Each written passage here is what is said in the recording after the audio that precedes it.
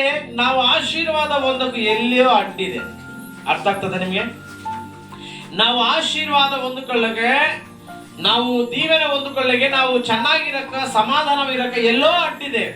ಅದು ಏನು ಅನ್ನೋದು ನಾವು ಈ ಒಂದು ಭಾನುವಾರ ನಾವು ಚೆನ್ನಾಗಿ ನೋಡ್ಕೊಂಡಿದ್ರೆ, ನಾವು ದೇವರಿಗೆ ವಾಗ್ದಾನಗಳು ಮಾಡುತ್ತೀವಿ. ಏನ್ ಮಾಡ್ತೀವಿ? ವಾಗ್ದಾನಗಳು ಮಾಡಿ, ದೇವರೇ ನಾನು ನಿನ್ನ ಬಿಟ್ಟು ಎಲ್ಲಿ ಹೋಗಲ್ಲಯ್ಯ, ಈ ಕಷ್ಟ ಕಾಲದಿಂದ ನನ್ನನ್ನು ಬಿಡಿಸಿದ್ರೆ, ನನ್ನನ್ನು ರಕ್ಷಿಸಿದ್ರೆ, ನನ್ನನ್ನು ಪೋಷಿಸಿದ್ರೆ, ನನಗೆ ಜೊತೆಗಿದ್ರೆ, ಈಗ ನನ್ನ ಎಬ್ಬಿಸಿ ಆಶೀರ್ವಾದ ಮಾಡಿದ್ರೆ ಮುಂದಿನ ದಿನಗಳಲ್ಲಿ ನಿನ್ ಜೊತೆಯಲ್ಲಿ ಇರ್ತೀನಪ್ಪ ಅಂತ ಎಷ್ಟೋ ಅರಿಕೆಗಳು ನಾವು ಮಾಡ್ಕೊಂಡಿರ್ತೀವಿ. ಮಾಡ್ಕೊಂಡಿಲ್ವಾ? ಅರಿಕೆಗಳು ಮಾಡ್ಕೊಂಡಿರ್ತೀವಿ. ಆದ್ರೆ ಆ ಅರಿಕೆಗಳಿಂದ ನಾವು ಎಲ್ಲಿಗೆ ಹೋಗ್ತಾ ಇದ್ದೀವಿ ಸರ್ ಯೋಚನೆ ಮಾಡಬೇಕು. ಭಕ್ತನಾದ ಪೇತ್ರ ಬಗ್ಗೆ ಇವತ್ತು ದೇವರು ಮಾತಾಡ್ತಿದ್ದನು. ಮತ್ತೆ ಬರೆದ ಸುವಾರ್ತೆಯಲ್ಲಿ 26ನೇ ಅಧ್ಯಾಯ 33ನೇ ವಚನದಲ್ಲಿ ದೇವರ ವಾಕ್ಯದಲ್ಲಿ ಪೇತ್ರ ಸಂಗತಿ ಜೀವನದಲ್ಲಿ ನಡೆಯುವಂತ ಘಟನೆ ಸಹ ನಾವು ನೋಡೋಣ. ದೇವರಿಗೆ ಸ್ತೋತ್ರವಾಗಲಿ. ಹೋದ್ರಿ ಮತ್ತೆ ಬರೆದ ಸುವಾರ್ತೆಯಲ್ಲಿ 26ನೇ ಅಧ್ಯಾಯ 33ನೇ ವಚನ ನೋಡೋಣ. ಪೇತ್ರನು ಆತನಿಗೆ ಅಂದ್ರೆ ಯೇಸು ಸ್ವಾಮಿಗೆ ಎಲ್ಲರೂ ನಿನ್ನ ವಿಷಯದಲ್ಲಿ ದಿಗುಲು ಪಟ್ಟು ಹಿಂಜರಿದರು, ನಾನು ಎಂದಿಗೂ ಹಿಂಜರಿಯುವುದಿಲ್ಲ ಎಂದು ಪೇತ್ರನು ಯೇಸು ಸ್ವಾಮಿಗೆ ಉತ್ತರ ಕೊಡ್ತಾ ಇದ್ದಾನೆ. ಹಲ್ಲೆಲೂಯಾ. ಇಗೋ ನಾನು ಈಗ ಮುಂದಕ್ಕೆ ಹೋಗ್ತಾ ಇದ್ದೀನಿ, ನನ್ನ ಜೀವನದಲ್ಲಿ ಈ ತರ ಘಟನೆ ನಡೀತದೆ, ಎಲ್ಲರೂ ಹಿಂಜರಿ ಹೋಗ್ತಾರೆ, ಎಲ್ಲರೂ ಭಯಪಟ್ಟು ಹೋಗ್ತಾರೆ, ಎಲ್ಲರೂ ಬೆದರಿ ಹೋಗ್ತಾರೆ, ಕಷ್ಟಕಾಲ ಬರುತ್ತೆ, ಹಿಂಸೆಕಾಲ ಬರುತ್ತೆ ಅಂತ ಯೇಸು ಸ್ವಾಮಿ ಹೇಳಿದಾಗ ಪೇತ್ರ ಅಂತಿದ್ದನು, ನಾನು ಯಾರನ್ನ ಹೋಗ್ಲಿಲ್ಲ, ನಾನು ಹಿಂಜರಿದಿಲ್ಲ. ಯಾರನ್ನ ಹೋಗ್ಲಿ, ಇವನು ಹೋಗ್ಲಿ, ಅವನು ಹೋಗ್ಲಿ, ಇವನು ಹೋಗ್ಲಿ, ನೀವೆಲ್ಲರೂ ಹೋಗ್ಲಿ, ನನಗೆ ಯೇಸು ಸ್ವಾಮಿ ಬಿಟ್ಟು ಯಾವತ್ತೇ ಆಗ್ಲಿ ಹಿಂದಿಗೆ ಹಿಂಜರಿದಿಲ್ಲ ಅಂತ ಹೇಳಿ ಪೇತರು ಹೇಳ್ತಿದ್ದಾನೆ. ಆದ್ರೆ ಯೇಸು ಅಂತಾನ, ಇಲ್ಲಪ್ಪ ನೀನು ಬಲಹೀನನು ಅಂತ ನನಗೆ ಗೊತ್ತಿದೆ ಅಂತ ಪೇತ್ರ ಬಗ್ಗೆ ಯೇಸು ಸ್ವಾಮಿ ಹೇಳ್ತಿದ್ದನು. ನಾವು ಕೂಡ ಎಷ್ಟೋ ಸಾರಿ ಹೋದ ವರ್ಷ ಏನ್ ಮಾಡಿದೀವಿ, ಅಯ್ಯ ನಾನು ನಿನ್ನ ಬಿಟ್ಟು ಹಿಂದಿರಿದಿಲ್ಲಪ್ಪ, ನಿನ್ನ ಬಿಟ್ಟು ನಾನು ಸುಮ್ನೆ ಹಿಂದಕ್ಕೂ ಹೋಗುದಿಲ್ಲಪ್ಪ, ನಾನು ನಿನ್ನ ಹಿಂದೆ ಬರ್ತೀನಿ, ಯಾರೇ ಬರ್ಲಿ ಯಾರೇ ಬರ್ದಂಗಿರ್ಲಿ, ನಾನು ನಿನ್ನ ಮುಂದೆ ಹೋಗ್ತೀನಿ, ನಿನ್ನ ಹಿಂದೆ ಇರ್ತೀನಿ, ನಿನ್ನ ಜೊತೆಯಲ್ಲಿ ಇರ್ತೀನಿ, ಭಾನುವಾರ ನಿನ್ನ ಸನ್ನಿಧಿಗೆ ಬರುತ್ತೀನಿ, ನಿನ್ನ ಜೊತೆಯಲ್ಲಿ ಇರ್ತೀನಿ ಅಂತ ಯಾರು ಹೇಳ್ತಿದ್ರು? ಪೇತ್ರನು ಯೇಸು ಸ್ವಾಮಿಗೆ ಖಂಡಿತವಾಗಿ ದೃಢವಾಗಿ ಹೇಳ್ತಿದ್ರು. ಏನಂತ ಹೇಳ್ತಿದ್ದನು? ಯಾರೇ ಹಿಂದಿರುಗಿ ಹೋಗ್ಲಿ ನಾನು ಹಿಂಜರಿದಿಲ್ಲ, ಎಂದಿಗೂ ಹಿಂಜರಿದಿಲ್ಲ ಅಂತ ಹೇಳಿದ್ರೆ ಯೇಸು ಅಂತಾನ, ಅರೇ ಪೇತ್ರು, ನೀನು ನಾಳೆ ಇವತ್ತು ದಿನ ನೀನು ಕೋಳಿ ಕೂಗಂಡ ಮುಂಚೆ ನಾನು ಗೊತ್ತಿಲ್ಲ ಅಂತ ಹೇಳಿ 3 ಸಾರಿ ನೀನು ಹೇಳ್ತೀಯಪ್ಪ ಅಂತ ಪೇತ್ರ ಅಂತಾನೆ. ಓದ್ಕಂತ ಬಾ. ಯೇಸು ನಿನಗೆ ಸತ್ಯವಾಗಿ ನಾನು ಹೇಳ್ತಿದ್ದೀನಿ, ಇದೇ ರಾತ್ರಿಯಲ್ಲಿ ಕೋಳಿ ಕೂಗುವುದಕ್ಕಿಂತ ಮುಂಚೆ ನೀನು ನನ್ನ ವಿಷಯದಲ್ಲಿ ಅವನನ್ನು ಅರಿಯನೆಂಬುದಾಗಿ 3 ಸಾರಿ ನೀನು ಸುಳ್ಳು ಹೇಳಿದೆ ಬಾ ಅಂತ ಪೇತ್ರನು ನೋಡಿ ಹೇಳಿದಾಗ ಏನಂತಿದನು ಪೇತ್ರನು? ಮತ್ತೆ 35ಗೆ ಪೇತ್ರನು ಆತನಿಗೆ ನಾನು ನಿನ್ನ ಸಂಗಡ ಸಾಯಬೇಕಾದ್ರೂ ನಿನ್ನನ್ನು ಅರಿಯನು ಎಂಬುದಾಗಿ ಹೇಳುವುದೇ ಇಲ್ಲ ಅಂತ ಹೇಳಿ ಯೇಸು ಸ್ವಾಮಿ ಪೇತ್ರನು ವಾಗ್ದಾನ ಕೊಡ್ತಿದ್ದ. ನೋಡ್ರಿ, ನಿಜವಾ? ನಾವು ಕೂಡ ಒಂದೊಂದ್ಸಾರಿ ದೇವರು ಅದ್ಭುತ ಮಾಡ್ಯಾನಂದ್ರೆ, ನಮಗೆ ಸ್ವಸ್ಥತೆ ಬಂದದಂದ್ರೆ, ಮೇಲು ಉಂಟಾಗಿದಂದ್ರೆ, ನಾವು ಚೆನ್ನಾಗಿದೆ ಅಂದ್ರೆ ನಾವು ದೇವರಿಗೆ ವಾಗ್ದಾನ, ದೇವ್ರೆ ನಾನು ಇದು ಬಿಟ್ಟು ಹೋಗಲ್ಲಯ್ಯ, ಹಿಂದೆ ಇರ್ತೇನೆ, ನಾನು ಪ್ರಾರ್ಥನೆ ಮಾಡೋದು ಬಿಡೋದಿಲ್ಲಯ್ಯ, ಸಭೆ ಪ್ರಾರ್ಥನೆ ಮಾಡೋದು ನಾನು ಬಿಡೋದಿಲ್ಲಯ್ಯ, ನಾನು ನಿನ್ನಿಂದೆ ಇರ್ತೀನಯ್ಯ, ನಿನ್ ಜೊತೆಲಿ ಇರ್ತೀನಯ್ಯ, ಸಭೆ ಕ್ರಮ ನಾನು ಬಿಡೋದಿಲ್ಲ ಅಂತ ಹೇಳಿ ಯಾವಾಗ ನಾವು ಅಲೋ ಏನ್ರಿ, ಯಾವಾಗ ಎಲ್ಲ ಚೆನ್ನಾಗಿದ್ದಾಗ. ಅರ್ಥ ಆಗುತ್ತೆ ನಿಮ್ಗೆ?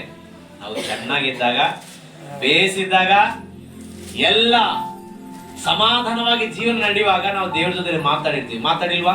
ನೀವು ಮಾತಾಡಿಲ್ವಾ?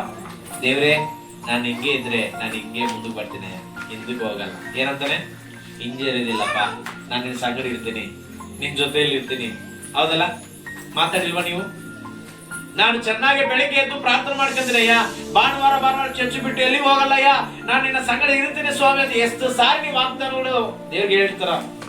ಆದ್ರೆ ಏಸಮಂತನ ಇವತ್ತು ರಾತ್ರಿ ನೀನ್ ನಾನು ಅರಿಯೇನೋ ಎಂಬುದು ನೀನು 3 ಸಾರಿ ಹೇಳ್ತೀಯಪ್ಪ.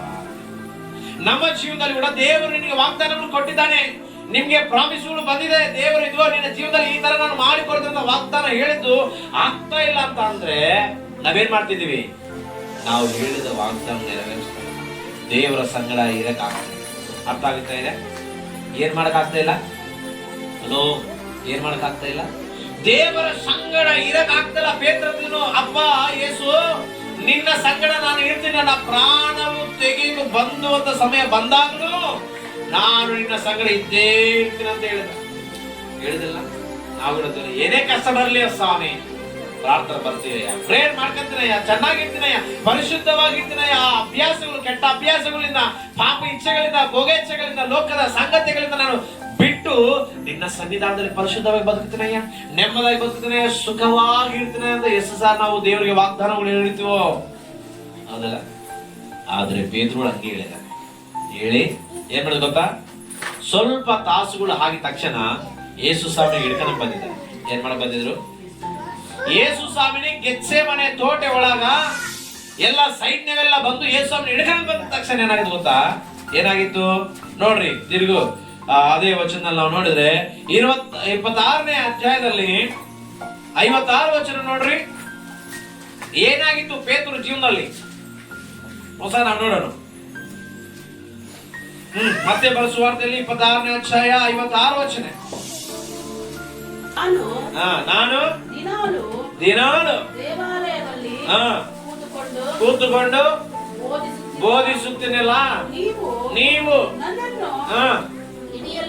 ಓಕೆ, ಆದರೆ ಪ್ರವಾದಿಗಳು ಬರದೆ ವಚನಗಳನ್ನು ನೆರವೇರುವಂತೆ ಇದೆಲ್ಲ ಆಯಿತು ಎಂದು ಹೇಳಿದನು. ಆಗ ಶಿಷ್ಯರೆಲ್ಲರೂ ಆತನನ್ನು ಬಿಟ್ಟು ಓಡಿ ಹೋದರು. ಎಲ್ಲಿಗೆ ಹೋದ್ರೆ ಶಿಷ್ಯರೆಲ್ಲರೂ? ಏನ್ರಿ, ಅಷ್ಟುವರೆಗೂ ನಿನ್ ಜೊತೆ ಇರ್ತೀನಯ್ಯ, ನನ್ನ ಪ್ರಾಣ ಹೋದ್ರೆ ಚಿಂತಿಲ್ಲ, ನಾನು ನಿಮ್ ಜೊತೆ ಇರ್ತೀನಿ ಅಂತ ಪೇತ್ರರು, ಅಲ್ಲಿರೋದ ಶಿಷ್ಯರು ಎಲ್ಲರೂ ಏನಾಗಿದ್ರು ಅಂತ ನೋಡಿದಾಗ ಎಲ್ಲರೂ ಯೇಸು ಸ್ವಾಮಿನ ಬಿಟ್ಟು ಎಲ್ಲಿ ಹೋಗಿದ್ರು? ಚೇತಲಿ ಏನಮ್ಮ ಪೇತ್ರನು ಜೀವನದಲ್ಲಿ ನಾನು ಬಿಟ್ಟು ಹೋಗುದಿಲ್ಲ ಅಂತ ಹೇಳಿದ ಪೇತ್ರನು ಯಾವಾಗಾದ್ರೂ ಯೇಸು ಸ್ವಾಮಿ ಹಿಡ್ಕೊಂಡ್ಬಿಟ್ಟಿದ್ರು, ಹಿಂದಲೇ ಅದ್ರಿ ಬೆದರಿ ಹೋಗಿ ಎಲ್ಲ ಶಿಷ್ಯರಲ್ಲಿ ಏನಾಗಿದ್ರು? ಚೆದರಿ ಹೋಗ್ಬಿಟ್ಟಿದ್ರು. ನಾನು ಯಾಕೆ ಇವತ್ತು ಈ ಮಾತುಗಳು ನಿಮಗೆ ಹೇಳ್ಬೇಕಾಯ್ತು, ಈ ಮಾತುಗಳು ಕೇಳಂತ ಎಲ್ಲರಿಗೂ ಹೇಳ್ಬೇಕಾಯ್ತು? ಕಾರಣ ಏನಂದ್ರೆ ನಾವು ಕೂಡ ಕಳೆದ ವರ್ಷ ದೇವರಿಗೆ ಏನೇನೋ ವಾಗ್ದಾನಗಳು, ಏನೇನೋ ಆಯ್ಕೆಗಳು ನಾವು ಮಾಡ್ಕೊಂಡು, ದೇವರೇ ನಾನು ಹಿಂಗಿರ್ತೀನಿ, ಹಿಂಗ ಬದುಕ್ತೀನಿ, ರಕ್ಷಣೆ ತಗೋತೀನಿ, ಪರಿಶುದ್ಧವಾಗಿರ್ತೀನಿ, ನೆಮ್ಮದಾಗಿರ್ತೀನಿ, ಸುಖವಾಗಿ ನಾನು ಹಿಂಬಾಲಿಸ್ತೀನಿ, ಸನ್ನಿಧಾನದಲ್ಲಿ ನಿಂತ್ಕೊಂತೀನಿ ಅಂತ ಹೇಳಿ ಎಷ್ಟು ವಾಗ್ದಾನಗಳು ನಾವು ಮಾಡಿತ್ತು. ಆದ್ರೆ ನಮ್ಮ ಜೀವನದಲ್ಲಿ ಏನಾಗ್ತಾ ಇಲ್ಲ? ಕಷ್ಟ ಬಂದ್ರೆ, ಶ್ರಮ ಬಂದ್ರೆ, ಕೆಲಸ ಇದ್ರೆ, ಫಂಕ್ಷನ್ಗಳಿದ್ರೆ, ಏನೋ ಇದ್ರೆ ಏನಾಗ್ತಿದ್ವಿ? ಓಡಿ ಹೋಗ್ತಿದ್ವಿ ಇಲ್ವಾ? ಹಲೋ, ದೇವರನ್ನ ಬಿಟ್ಟು ಓಡೋಗ್ತಿದ್ವಿ ಇಲ್ವಾ? ಕೆಲಸ ಬಂದದಂತ, ವ್ಯಾಪಾರ ಬಂದದಂತ, ಕೆಲಸ ಐತಂತ, ಮನೆಯಲ್ಲಿ ಯಾರಿಲ್ಲಂತ, ಮನೆ ಕಾವಲಿರ್ಬೇಕು, ತೋಟ ಕಾವಲಿರ್ಬೇಕು, ಹೊಲದ ಕಾವಲಿರ್ಬೇಕು ಅಂತ ಹೇಳಿ ನಾವು ಏಸವ್ರನ್ನ ಬಿಟ್ಟು ಓಡ್ತಿದ್ವಿ ಇಲ್ವಾ? ಯೋಚನೆ ಮಾಡ್ರಿ, ಎದು ಹಿಂಗ ಆಗ್ತಾ ಇದೆ. ಅಷ್ಟವರೆಗೂ ಧೈರ್ಯವಾಗಿ ಹೇಳಿದ್ರಲ್ಲ ಪೇತ್ರರು, ಸ್ವಾಮಿ ನನಗೋಸ್ಕರ ನಾನು ಪ್ರಾಣ ಕೊಡ್ತೀನಿ ಸ್ವಾಮಿ ಅನ್ನೋನು ಎದಕ್ಕೂ ಓಡಿ ಹೋಗೇನೆ. ನೀವು ಕೂಡ ಹಲೋ ಎಲ್ಲ ನೋಡ್ರಿ, ನೀವು ಕೂಡ ಏಸಾಗಿ ಎಷ್ಟು ಪ್ರೀತಿ ಉಳ್ಳದ ಮಾತುಗಳು ಹೇಳಿದ್ರ, ಅಯ್ಯ ನಾನು ಹಿಂಗೆ ಇರ್ತೀನಯ್ಯ, ಚೆನ್ನಾಗಿರ್ತೀನಯ್ಯ, ಪ್ರೀತಿ ಉಳ್ಳವನಾಗಿರ್ತೀನಯ್ಯ, ಭಕ್ತಿ ಉಳ್ಳವನಾಗಿರ್ತೀನಿ, ಪರಿಶುದ್ಧವಾಗಿರ್ತೀನಯ್ಯ, ನನ್ನ ಜೀವನದಲ್ಲಿ ಯಾವ ಕೀಡು ಮಾಡೋದಿಲ್ಲ, ಯಾವ ಪಾಪ ಮಾಡೋದಿಲ್ಲ, ಪರಿಶುದ್ಧವಾಗಿ ಯಥಾರ್ಥವಾಗಿರ್ತೀನಯ್ಯ, ನಾನು ನಿನಗೋಸ್ಕರ ಬದುಕುತ್ತೀನಯ್ಯ, ರಕ್ಷಣೆ ತಗಿರ್ತೀನಯ್ಯ, ಮೇಲ್ಕರವಾಗಿರ್ತೀನಯ್ಯ, ನಾನು ಆರೋಗ್ಯಕರವಾಗಿರ್ಬೇಕಯ್ಯ, ನಾನು ಚೆನ್ನಾಗಿರ್ಬೇಕ, ನಿನಗೋಸ್ಕರ ಬದುಕುತ್ತೀನಯ್ಯ, ನಿನಗೋಸ್ಕರ ನಾನು ಏನಾಗ್ಲಿ ಬಿಟ್ಟು ಬಿಡಕ್ ನಡೆಯೋದ್ರಯ್ಯ, ಅಷ್ಟೆಷ್ಟು ತೀರ್ಮಾನ ತಗೊಂತೀವಿ ನಾವು. ಅದಲ್ಲ ಮತ್ತೆ ಯಾಕೆ ಕಷ್ಟ ಬಂದಾಗ ನಾವು ಬಿಟ್ಟು ಹೋಗ್ತಾ ಇದ್ದೀವಿ? ಯಾಕೆ ನಾವು ಕುಗ್ಗಿ ಹೋಗ್ತದೆ? ಯಾಕೆ ನಾವು ಗೊತ್ತಾಗ್ತದ? ನಿನಗೆ ಗೊತ್ತಾಗ್ತದೇನಾ? ಏನಮ್ಮ ಗೊತ್ತಾಗ್ತದೆ?